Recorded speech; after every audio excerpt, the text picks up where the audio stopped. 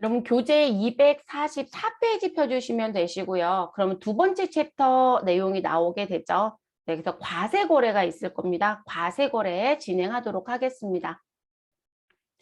과세거래는 재화의 공급, 용역의 공급, 그리고 재화와 용역의 부수적으로 발생할 수 있는 재화와 용역의 공급이라는 게 있고요. 그리고 우리가 과세거래는 크게 재화와 용역의 공급과 재화의 수입이라는 게 과세거래거든요. 그럼 재화의 수입 얘기도 해야 되겠죠. 그럼 이제 과세거래 얘기가 끝나지게 되면 도대체 공급 시기는 언제로 볼 거냐? 이 공급 시기라고 하는 건 세금 계산서의 작성 일자가 며칠입니까? 라는 부분. 세금 계산서의 작성 일자가 결정이 되면 그 작성 일자가 속하는 과세 기간에 포함해서 신고를 하는 거예요. 그래서 내가 3월 달에 작성 일자였다라면 우리는 일기 예정에 포함해서 신고하는 거고, 저희 공급 시기가 5월로 결정이 됐어요. 그럼 작성 일자가 5월이겠죠. 그러면 우리는 일기 확정 신고 기간에 포함해서 신고하는 부분입니다. 그리고 우리가 과세 거래가 발생이 됐을 때 어디까지를 우리의 과세권으로 보아서 세금 계산서를 주고받거나 영해세율을 적용할 수 있느냐라는 걸 정리하셔야 돼요. 그게 공급의 장소라는 표현으로 들어오는 부분입니다. 자, 1번부터 5번까지 내용 중에 시험에 안 나오는 건 공급 장소는 거의 내고 있지는 않더라고요. 네, 나머지는 모두 다 출제가 되고 있습니다. 어떤 식으로 출제가 되든 지속적인 출제가 되고 있는 부분. 자, 그러면 이번 시간에는 저 5가지를 모두 다 한꺼번에 갈 수는 없어서요. 재화의 공급이라는 것부터 시작을 해볼게요. 그리고 재화의 공급은 용역의 공급보다 내용이 더 많아요, 여러분. 왜냐하면 용역은 노동의 대가예요. 재화는 실제 우리 눈에 보이는 유체물, 눈에 안 보이는 무체물까지 모두 다 포함하는 일상적으로 가장 많이 나타나는 공급이 재화 공급이거든요. 그래서 그 부분의 내용은 차수를 조금 나누어서 가겠습니다. 그래서 이번 시간은 재화가 무엇이고 공급의 범위는 어디까지 보는지 그 내용만 진행을 해볼게요. 자, 우리가 과세거래라는 부분이 등장이 되면 부가가치세 10%가 무엇하는 거래? 발생되는 거래. 이렇게 보셔야 되거든요. 그래서 우리가 부가가치세법은 소비세로서 각각의 거래가 진행될 때마다 무엇할 것이다. 부가가치세 10%를 거래 징수할 것이다. 이렇게 얘기를 했었잖아요. 그러면 그 거래 징수로 일어나는 부분의 거래가 과세거래라는 거죠. 부가세 10%가 있다는 거래. 됐을까요? 그러면 그 과세 거래에 들어올 수 있는 과세 대상이 되는 거래는 뭐냐라고 확인을 해봐야 되겠죠. 그랬더니 몇 가지가 있다. 3가지가 있다. 재화를 무엇하는 거? 공급하는 거. 용역을 공급하는 거. 재화를 수입하는 거. 자, 조심하실 건 누구의 수입은 없다. 용역의 수입은 없어요, 여러분. 그래서 우리가 재화의 공급과 용역의 공급이라는 건 일종의 국내적인 거래라고 한다면 우리 재화의 수입은 국제적인 거래라고 보시면 되거든요. 그래서 국경을 넘어서 들어오는 걸 말하는 부분이에요. 근데 해외에서 들어오는 용역도 분명히 있어요. 여러분, 운동선수들이 대표적인 용역이에요. 그래서 용병이라는 표현을 쓰잖아요. 근데 그 부분에 대해서 부가가치세를 징수하느냐라는 걸 따져봤을 때 그렇지 않는데요. 저희 별도로 그거를 얘기하진 않던데요. 라고 얘기하거든요. 그래서 재화의 수입은 있지만 용역의 수입은 없습니다. 그래서 재화의 공급이라는 건 이거 지금 컴퓨터 그림 제가 따온 거고요. 이건 의자와 책상입니다. 그럼 누가 봐도 재화이죠.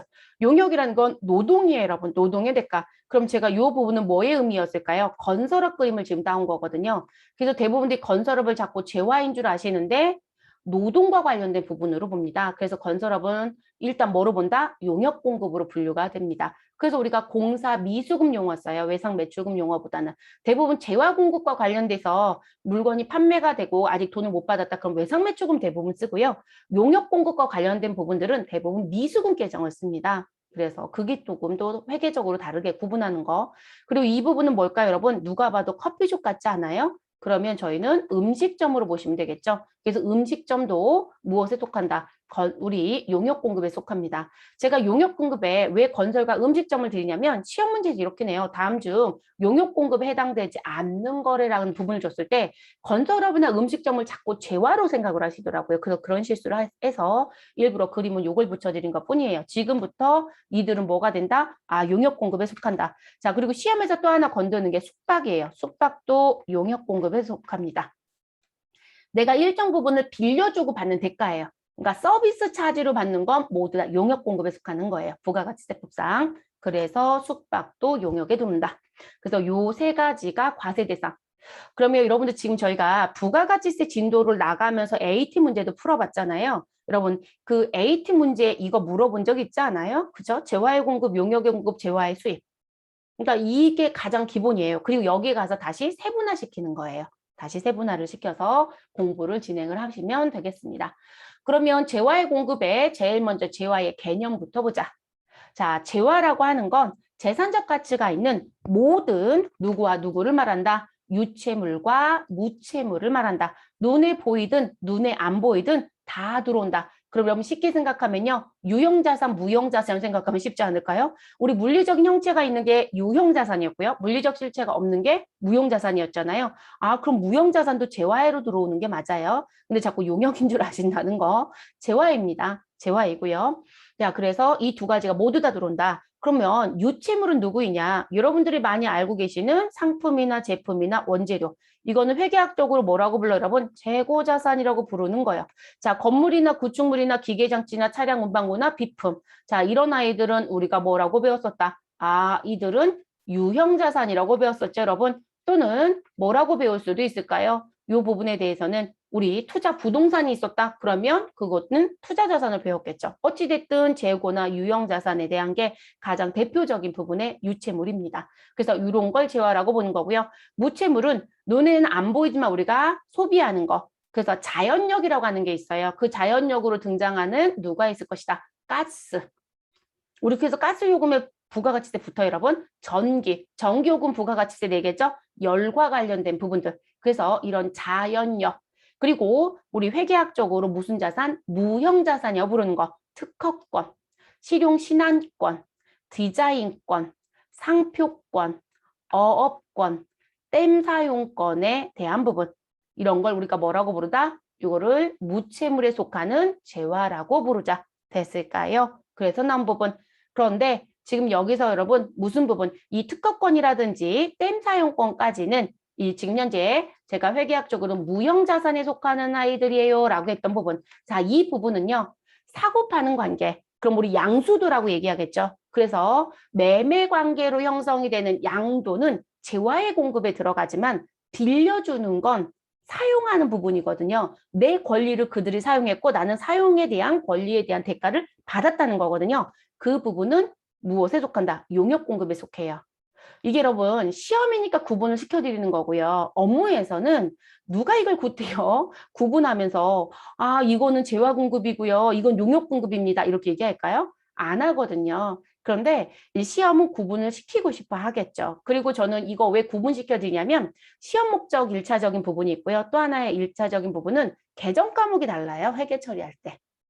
재화의 공급이라고 하는 부분은 일종의 내가 갖고 있던 자산이 없어지는 상황들이 될 거예요. 그런데 용역의 공급은 용역의 대가가 수익으로 발생이 돼서요. 돈이 들어오는 원리로 들어가요. 그러니까 무슨 수수료 계정들이 생기거든요. 그러니까 계정 과목 자체가 달라요. 그래서 저는 회계적인 부분에서는 그걸 조금 고민해 보셨으면 좋겠어요. 계정 과목이 달라진다는 거.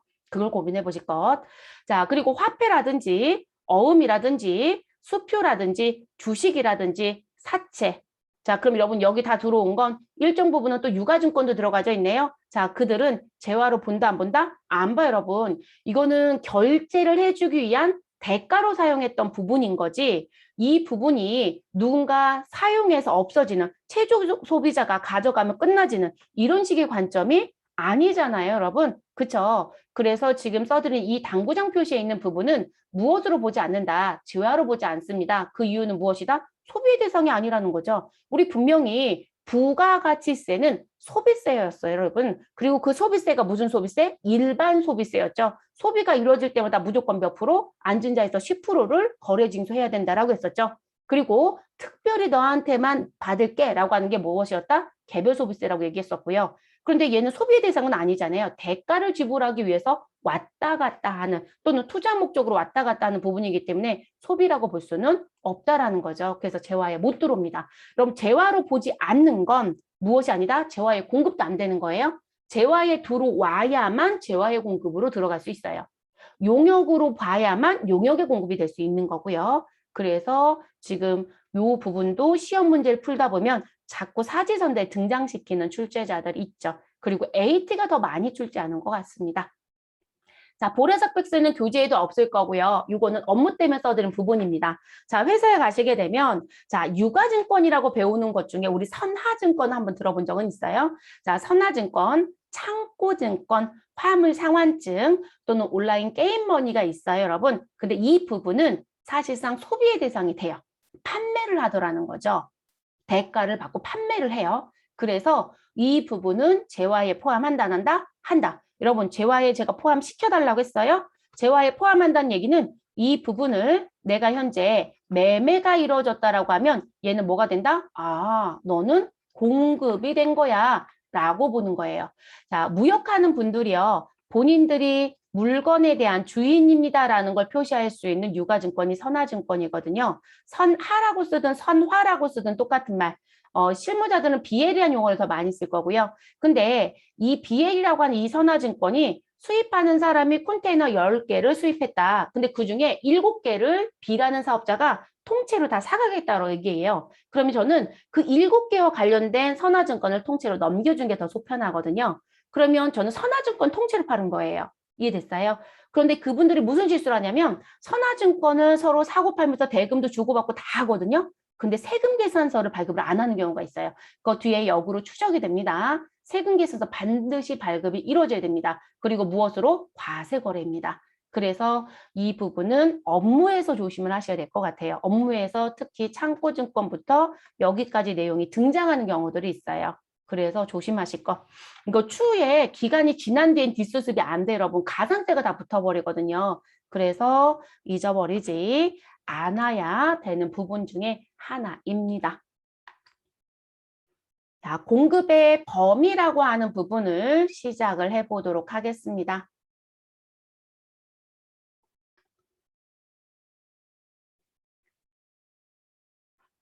재화의 공급과 관련된 범위는요, 실질 공급과 간주 공급으로 나뉘어집니다. 네, 실질과 간주. 자, 실질이라는 표현은 무슨 의미가 되냐면 진짜로 내가 누군가한테 공급하였다. 이런 의미가 되고요. 간주라고 하는 건 내가 공급하지 아니하였으나 세법에 의해서 무엇한 것처럼 보겠다, 공급한 것처럼 보겠다. 라고 법에 의해서 정해져 있는 부분입니다. 사업자 입장에서는 안 하고 싶은 부분이에요. 근데 부가가치세법에서는 너 이거 간조공급에 해당하네. 그러면 이 부분은 재화의 공급에 해당이 되니 부가가치세 신고 때 무엇 해야 된다? 포함했어야지 이렇게 주장하는 부분입니다. 그래서 난 부분. 그러면 지금 보시면 재화의 공급은 실질 공급이라는 부분은 대가를 받고 재화를 무엇할 것이다? 인도하는 거래이다. 그러니까 우리가 일반적으로 여러분들이 다 알고 있는 거래예요. 그래서 내가 계약상 원인에 따른 공급이 있거나 법률상 원인에 따른 공급이 있다. 이렇게 두 가지로 양분합니다. 보편적인 회사 대 회사 거래는 계약상 원인이 대부분이고요. 법률상 원인이라는 건 자, 일단 내가 지켜줘야 되는 법을 위반하는 것 때문에 나와지는 부분. 그러면 어떤 식의 상황이냐면 내가 지금 누군가한테 갚아야 될 빚이 있는데 그 빚에 대한 부분을 갚지 않아서 내가 이 건물을 넘겨줄 수밖에 없더라. 그런 게 법률상 원인이에요. 쉽게 생각하시면. 그래서 이 두 가지에 대한 공급이 대표적인 실질 공급이고, 자, 우리 간주 공급이라고 하는 건 또 다른 말로는 공급한 것처럼 보겠다라고 하는 용어, 의제. 그래서 여러분, 우리가 무엇으로 의제하다, 무엇으로 간주하다, 똑같은 말이에요, 여러분. 우리 왜 간주하다는 한 것 좀 볼게. 이런 얘기잖아요. 의제도 같은 말이 되는 거죠. 그래서 간주 공급, 공급 의제는 같은 표현이 됩니다. 그러면 제가 아까 세법에 의해서 공급한 것처럼 보는 거예요 라는 표현을 해드렸잖아요. 그럼 당연히 뭐라고 얘기할까요? 나는 대가를 받은 적이 있다 없다? 없어요, 여러분. 그래서 대가를 받지 않고 재화를 인도했거나 또는 재화의 이동 자체가 없는 거래.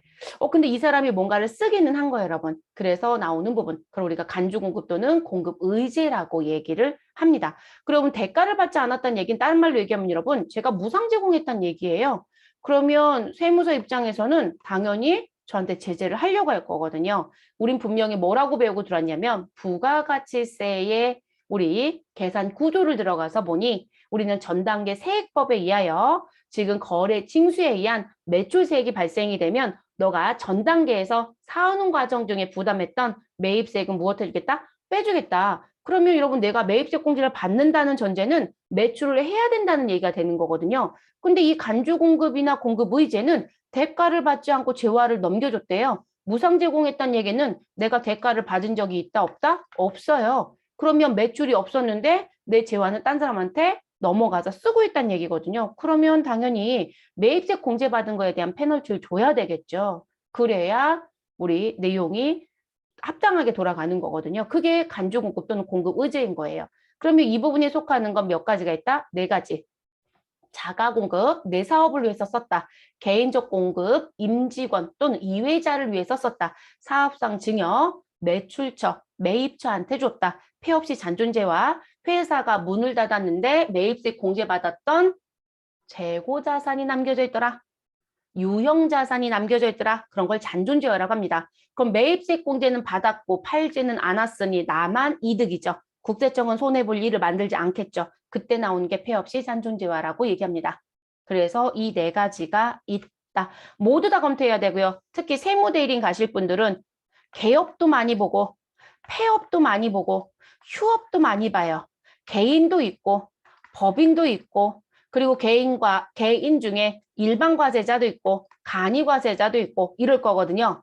그러면 폐업했을 때 이거 계산하실 수 있어야 되겠죠. 이게 중요한 부분이 여러분. 시험에서는 절대로 이거를 전산실무로 못 내요, 여러분. 이걸 전산실무로 내려면 내가 노구인한 회사가 무엇되어 있어야 된다? 이번에 폐업해야 되는 얘기예요. 그러니까 그런 문제를 낼 수가 없죠. 그래서 이 문제는 모두 다 뭐로 내고 있다? 모두 다 이론에서만 물어봐요. 그리고 이제 급수가 올라갈수록 폐업시 잔존재와 너 계산할 수 있어? 이거를 내는 게 시험이라고 보시면 돼요. 왜냐면 계산을 할 수 있어야 되거든요. 천만다행인 건 그 계산 문제는 세무 1급 급수에서 출제를 하고 있습니다. 저는 시험이 난이도가 조금 있는 부분이지만 저는 알아야 된다는 주의입니다. 왜냐면 세무대리인 쪽은 이걸 많이 봐요, 여러분. 실질적으로. 일반 회사는 내가 관리자급으로 있어서 회사를 청산하고 나오는 상황이 아니면 저걸 볼 일이 없어요. 근데 세무대리는 내가 위탁받아서 일을 하다 보니까 개업, 폐업, 개인, 법인 다 본단 말이에요. 거기 면세도 껴있을 거고 과세도 껴있을 거고 두 개를 같이 하는 사업자도 껴있을 거거든요. 그렇기 때문에 많은 내용을 알고 있는 분들이 유리해져요. 네, 유리해지는 부분입니다. 그래서 시험에서는 이 부분까지도 사실 출제를 합니다. 그러니까 세무 2급에서는 그 얘기는 안 하겠죠. 그렇죠. 안 하지만 제가 회계처리 부분이나 다른 얘기는 해드릴게요. 그래서 요 네 가지가 있습니다. 그러면 저희는 지금 현재 무슨 부분이요? 우리 계약상 원인에 의한 공급이라고 해서 나오는 실질 공급 얘기는 여기서 마무리를 할게요. 그래서 이번 시간에는 실질 공급까지는 끝내고 다음 강좌에서는 이제 간주 공급을 갑니다. 그리고 간주 공급은 한 시간에 다 못 끝내요, 여러분. 그래서 그 부분은 두 개의 강좌 또 다시 나눌 겁니다. 자, 계약상 원인에 의한 공급이라는 건 내가 상대편과 무슨 계약을 했다? 매매 계약을 했다. 라는 부분. 자, 매매 계약이라고 하는 건 우리는 현금 받고 팔겠다. 외상으로 팔겠다. 할부로 팔았다. 위탁 판매를 했다. 자, 이런 계약서를 썼다는 얘기예요. 쉽게 생각하시면 여러분. 그래서 이런 내용 등의 매매 계약을 했다라는 표현입니다. 그러니까 어떤 계약이든 우리는 구매 계약이라는 부분을 했을 거예요. 그런 계약서에 의해서 움직이는 거. 자, 가공 계약이라는 게 있어요. 그럼 가공이라는 건 만들어준다는 의미가 됩니다. 그래서 이 부분은 반드시 시험 목적상 반드시 구분합니다. 자, 무슨 부분? 가공 계약은 누구와 누구로 나눈다. 재화의 공급이 될 수도 있고 용역의 공급이 될 수도 있습니다. 그러면 이 두 개 구분 문제 내고 싶은 거거든요. 그러면 가공 계약이 재화의 공급이 된다라는 건 자, 본인이 자기가 여러분 이거는 본인을 얘기하는 거예요. 우리 회사가 또는 이거 다른 말로 얘기하면 뭐라고 할까요? 매출자요. 부가가치세법은 누구의 법이다? 매출자법입니다. 그래서 매출자가 법을 잘 지켜주면 매출자한테 서류를 받아가는 증빙을 받아가는 매입자는 요건이 그대로 충족이 되는 거예요. 다만 매입자도 부가세 공부를 하는 이유는 내가 적법한 증빙을 받았는지를 알아야 될 거 아니에요. 그러니까 내가 부가가치세를 모르면 내가 적법한 증빙을 받았는지 알 수가 없어요. 그래서 매출자의 법이라고 보셔야 돼요. 그러면 매출자가 주요 자재를 부담하더라. 나는 지금 현재 곰돌이 인형을 만든다. 라고 얘기합니다. 그럼 곰돌이 인형에 솜도 필요하고 여기 외부에 천도 필요하고 곰돌이 인형에 눈도 필요하다. 라고 얘기합니다. 그러면 이 부분을 내가 다 부담하더라. 또는 일부만 부담하더라. 그럼 뭐로 간다? 재화의 공급입니다. 그래서 주요 자재를 부담하는 경우는 재화의 공급. 그런데 본인 매출자가 자기가 주요 자재를 부담하지 않더라. 그럼 이런 거죠. 우리 곰돌이 인형에 눈을 달아야 되거든요. 라고 합니다. 그런데 상대편이 곰과 누구를 갖다 주더라? 눈을 갖다 줍니다. 그리고 무슨 부분? 눈만 붙여달라고 하는 거죠. 됐어요, 여러분? 그러면 눈 하나 붙이면 1원, 두 개 붙이면 2원. 자, 이런 식으로 돈을 주겠다. 그게 결론적으로 인가공비를 주겠다는 얘기인 거예요. 그러면 용역의 공급이 됩니다. 됐어요? 그래서 이게 회계처리 어떻게 달라지냐면 재화의 공급이었을 땐 여러분 일반적으로 내가 제품을 팔았어요 라는 게 등장하실 거예요. 계정 과목도 달라집니다, 여러분. 그런데 용역의 공급이면 뭐가 될까요? 이 부분은 제품 매출이 아니죠. 노동이니까 용역 매출이 들어야 되거든요. 쉽게 생각하시면 그러면 계정 과목이 달라집니다. 그럼 매출자는 이렇게 갈 거고요. 그럼 여러분 지금 상대편에 누가 있을 것이다? 매입자가 있을 거예요. 물건을 사가는 사람. 자, 매입자 입장에서는 제품 매출을 사가지고 왔다라고 할 거니까 매입자 입장에서는 뭐라고 쓰면 될까요? 나 이거 그대로 판다? 그럼 상품 사왔다. 아, 이 사람은 제품이라고 얘기하지만 나는 이 부분에 추가 가공이 들어간다. 그러면 원재료라고 얘기할 수도 있겠죠. 그래서 상품이라든지 원재료라는 재고 자산의 계정 과목을 씁니다. 그런데 용역 매출의 성격으로 매입자가 나온다. 전 이건 아래쪽을 쓸게요. 그러면 용역 매출의 부분에 성격의 매입자, 공급받는 데 입장에서는 절대로 여러분 재고자산 용어가 들어오지 않아요. 자, 이 사람은 자재를 전혀 부담하지 않는다고 했잖아요. 주요 자재를. 그러면 곰도 내가 갖다 주고 곰의 눈도 내가 갖다 주고 이 사람은 붙이는 것만 했거든요. 그러면 지금 이들한테 내가 지급해야 되는 건 외주 가공비가 들어가는 거예요. 그럼 회계 처리할 때 계정 과목이 같아야 달라 여러분? 다르잖아요. 당연히 구분해야 되는 부분입니다. 계정 과목의 적정성도 고려를 해보셔야 되는 부분이에요. 그래서 매출과 관련된 사람의 입장에서는 대체적으로 재화의 매출이더라면 상품 매출이든 제품 매출 이런 용어를 쓸 거라고요. 그런데 지금 무슨 뭐 용역이라고 하면 노동과 관련된 계정들이 들어와야 해요. 그래서 뭐 용역 매출한 계정 과목도 만들어서 쓰거든요. 전 그래서 아예 그걸 써드린 거고 그리고 매입자도 지금 계정 과목이 갖다 달다 다르죠. 한 사람은 재고자산 계정을 쓰지만 한 사람은 무슨 부분을 쓴다? 외주 가공비를 쓰죠. 그리고 외주 가공비는 어디에 들어갈까요? 제조 원가에 들어갑니다. 제조 원가. 판매비와 관리비가 아니라 제조 원가에. 그래서 우리 왜 가끔 하청을 준다라는 표현을 많이 쓰죠. 그래서 내가 곰과 눈을 갖다 주고 하청을 줘서 외주를 줘서 거기서 붙여가지고 다시 납품받는다 이렇게 얘기하잖아요. 됐어요? 그래서 공급 시기도 달라지는 거예요. 공급 시기도 달라집니다. 우리가 노동을 제공하는 부분이다라고 했을 때와 재화를 제공하는 부분이었을 때 공급 시기는 언제냐? 여러분 재화의 공급 같은 경우는 지금 무슨 부분이요? 완성된 제품을 우리 완성된 상품을 무엇 해야 돼요? 넘겨줘야 돼요. 인도해야 되거든요. 근데 용역은 완료가 되면 되겠죠. 그러니까 이게 관점이 좀 다른 거예요. 관점이 다릅니다. 공급 시기도 달라질 수 있는 거. 그래서 반드시 구분하실 거. 이거는 용역 공급 때 또 한 번 얘기가 등장이 될 겁니다. 자, 교환 계약입니다. 교환. 우리 물물 교환 배우신 적 있죠? 어디에서요? 유형 자산에서 물물 교환을 했었습니다. 그러면 물물 교환의 의미가 뭐였었나요? 우리 서로 무엇하는 거? 교환하는 거. 그래서 내가 자동차를 넘겨주고 자동차를 받을 수도 있고 내가 자동차를 넘겨주고 기계장치를 받을 수도 있었겠죠. 그런 부분을 교환 계약이라고 하겠죠. 그래서 부가가치세법에서도 교환 계약이라는 게 있다 없다? 있습니다. 그래서 재화의 인도 대가로서 다른 재화를 인도받거나 또는 용역을 제공받은 교환 계약에 의하여 재화를 양도하는 계약. 우리 가끔 이 교환 계약 제일 기분 나쁜 게 이거라고 얘기해요. 실무자들은요. 내가 건물을 열심히 지었다고 합니다. 그래서 건물을 열심히 지었으니까 이 건물에 대한 뭘 받아야 돼요? 대가를 받아야 되겠죠, 여러분? 그쵸? 그래서 이 대가를 받아야 되는데 이 건물주가 얘기합니다. 내가 돈이 없으니 내가 2층을 너한테 줄게. 이것도 일종의 교환이 돼버려요. 내가 하고 싶어서 하는 교환이 아니에요. 내 노동과 재화가 교환되는 꼴이 되는 거죠. 그러면 이 회사는 졸지에 뭐가 생길까요? 건물이 하나 생겨요, 여러분. 근데 이게 사업장일 수도 있고 주택일 수도 있어요. 그럼 이분들은 갑자기 사업자 등록증에 사업의 종류를 하나 바꿉니다. 무슨 부분? 이 부동산 갖고 있어봐야 나는 득될 게 없다. 그럼 빨리 팔아버리는 게 낫거든요. 그래서 한동안 임대를 놓다가 사겠지 않은 업자가 등장하면 그들한테 팔아버릴 겁니다. 그래서 사업자 등록증에 우리는 무슨 부분? 나는 건물을 짓는 사람이야. 라는 것만 하다가 갑자기 매매업이 등장하고 임대업이 등장하는 분들도 있어요. 그래서 그런 교환 거래가 있을 수도 있고요. 처음부터 교환이라는 것도 있을 수 있지만.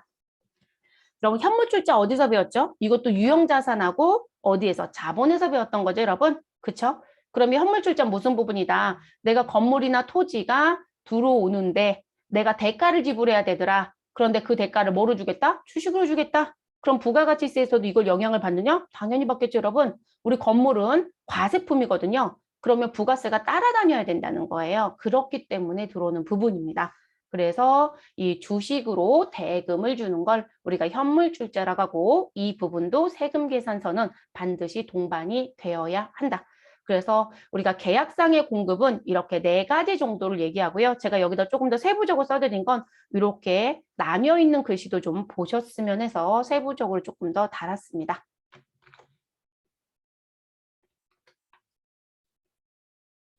자, 그리고 우리 팁박스에 보시면 제가 용역에 가서도 또 얘기한다라고 했지만 팁박스에 보면 여러분 우리 가공계약의 구분이라는 건 써 있나요? 안 써 있나요? 써 있죠, 여러분? 그래서 첫 번째 내용 보시면 자기가 주요 자재의 전부 또는 일부를 부담하고 상대방으로부터 인도받은 재화에 무엇을 공작을 가하여 이런 공작이라는 표현은 여러분 뭔가 만든다는 표현이에요. 추가적인 작업이 있었다. 가하여 새로운 재화를 만드는 것은 무엇으로 간다? 재화의 공급으로 봐라. 그런데 상대방으로부터 인도받은 재화에 자기가 주요 자재를 전혀 부담하지 않고 단순히 가공만 하여 주는 것은 용역의 공급으로 구분된다라고 하는 부분. 그래서 저희 나눠드린 거 여기 조금 더 살 붙여드렸고요.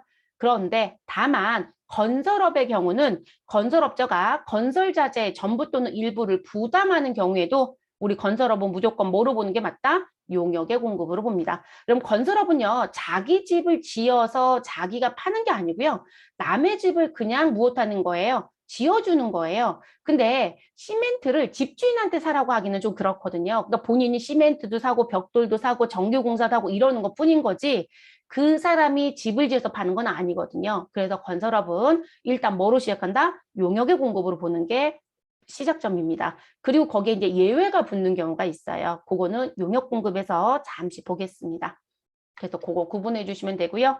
자, 그다음 이제 법률상 원인에 의한 공급입니다. 자, 우리가 경매라든지 수용이라는 게 있다. 또는 그 밖에 법률 원인에 따라서 재화를 인도하거나 양도하는 것은 재화의 공급으로 볼 수 있다라고 얘기합니다. 일단 이렇게 시작합니다. 그런데 재밌는 건 여러분 우리 교재에 뭐 무슨 부분 우리 회색으로 되어 있는 음영 박스가 있죠. 저는 지금 파란색으로 보여드리는 거고요. 자, 그 음영 박스에 들어갔더니 뭐라고 얘기한다. 지금 1번과 2번에 대한 부분에 해당이 되면 우린 재화의 공급으로 본다, 보지 않는다? 보지 않습니다. 라고 얘기하거든요. 그래서 첫 번째 내용에 가서 봤더니 국세징수법에 따른 공매에 해당이 되거나 제가 세금을 내지 않아서 공매가 이루어졌다. 또는 이 공매의 대표적인 게 뭐냐면 여러분 우리 해외여행 들어오실 때 밀수로 걸리는 경우들이 있으세요.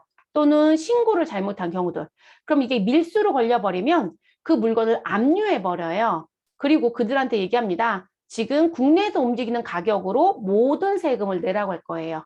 근데 그 세금을 안 내요. 그럼 여러분 이 세금을 무엇해야 되니까 충당해야 되니까 압류한 물건을 무엇한다? 사가라고 공고를 올리고요. 그 물건을 사가는 사람들이 있습니다. 그런 게 공매예요, 여러분. 공매. 그래서 우리 관세법에 따른 공매가 생각보다 많아요, 여러분. 그리고 또 그거에 관심 있는 분들은 그 사이트를 정말 열심히 보신 분들도 있기는 하시더라고요. 자, 그리고 우리 무슨 부분? 우리 지방세와 관련돼서도 나올 수 있고요. 여기 앞에 하나 써드린 부분이 있으니까 뒤에 거 뭐 똑같은 얘기여서 그래서 우리가 국가나 지방자치단체에 의해서 나오는 부분들 그런 게 공매이고요. 그리고 제가 은행에서 대출을 받았습니다.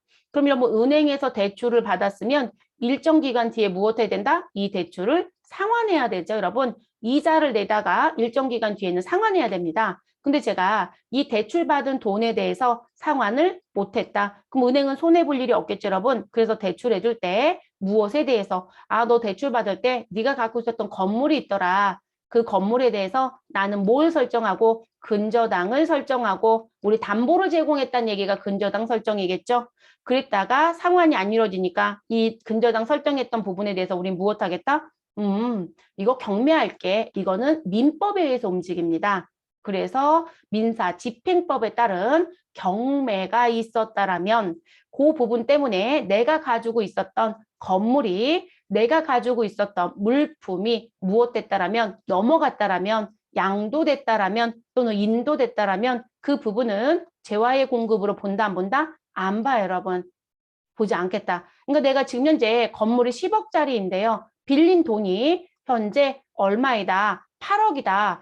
그럼 2억이 남잖아요, 여러분. 근데 경매는 실제 시가보다 낮게 나온단 말이에요. 그래서 경매가 사실상 8억으로 끝나버렸다. 그럼 회사는 받을 돈은 없는 거예요, 여러분. 그러면 이 부분은 갚는 빚으로만 충당됐고 세금으로만 충당됐다는 얘기인 거예요. 그래서 세금이라든지 또는 빚을 갚는 부분에 충당된 그 돈은 무엇을 보지 않는다. 재화의 공급이 아니라는 거예요. 근데 우리 가끔 재화의 공급처럼 되는 게 있다라고 얘기를 해요. 법률상 원인에 의한 부분에 들어가서 봤더니 그건 쉽게 생각하면 무슨 얘기시냐면 제가 건물이 10억짜리라고 했잖아요. 근데 경매에서 8억 받고 끝난 게 아니라 대출금에 해당되는 금액만큼만 받고 끝난 게 아니라 실제 돈이 9억이 들어온 거예요. 그러면 여러분 8억은 대출금으로 넘어가는 거지만 누구에 대한 부분은 우리 1억에 대한 부분은 뭐가 되는 거예요? 이 사람 돈을 받아야 되거든요. 그러니까 그게 또 달라져요. 그래서 그런 경우들이 있는 경우에는 일정 부분에 대해서 뭐가 나올 수도 있다? 우리 법률상 원인에 의한 공급으로 보아서 우리 재화 공급이 될 수도 있어요. 그래서 우리 가끔 책을 보면 이상하다. 어떤 책은 이 공매나 경매가 될 수도 있다고 그러고 어떤 책은 안 된다고 하고 여기 지금 보면 경매나 수용 그 밖의 법률 될 수도 있다고 써 있잖아요. 근데 아래쪽에 가서는 안 된다고 써 있잖아요. 그게 그런 의미예요. 그래서 지금 그 문구가 등장하는 이유는 요건을 좀 따져보셔야 되는 부분. 그런데 원래 세금이라든지 무슨 부분 대출금에 충당되는 부분으로 넘어가는 건 뭐로 보지 않는다? 과세되는 재화로 보지 않아요, 여러분. 빚을 갚기 위해서 세금을 충당하기 위해서 넘어가는 부분이기 때문에. 그리고 두 번째 부분은 수용입니다. 수용. 자, 도시나 주거 환경정비법 또는 공익사업을 위한 토지 등의 취득 및 보상에 관한 법률 등에 따라서 우리 수용 절차에 있어서 나와져 있는 부분, 요거는 이게 넘어가는 부분이거든요. 요것도 그러면 그 수용 대상인 재화의 소유자가 해당 재화를 철거하는 조건으로 그 재화에 대한 대가를 받았다라면 이 부분 또한 재화의 공급으로 보지 않습니다. 이거 대체적으로 여러분 도로공사하거나 뭐 이런 부분들 할 때 많이 나오는 것 중에 하나가 수용이거든요. 그래서 이제 요 부분도 들어가지 않는다는 거. 그래서 이 부분은 지금 그 국가한테 이거는 보상받은 부분이고요. 이거는 내가 빚을 갚거나 세금을 충당하는 부분이라고 보시면 되겠습니다. 그래서 예외적인 조항이 있다라고 알아두시면 될 것 같습니다. 이번 시간은 여기까지만 하고 마무리를 할 거예요, 여러분. 그래서 과세거래의 첫 번째 부분은 마무리가 됐고요. 다음 시간에는 누구에 대해서 재화의 간조 공급에 대해서 또 시작을 해보도록 하겠습니다.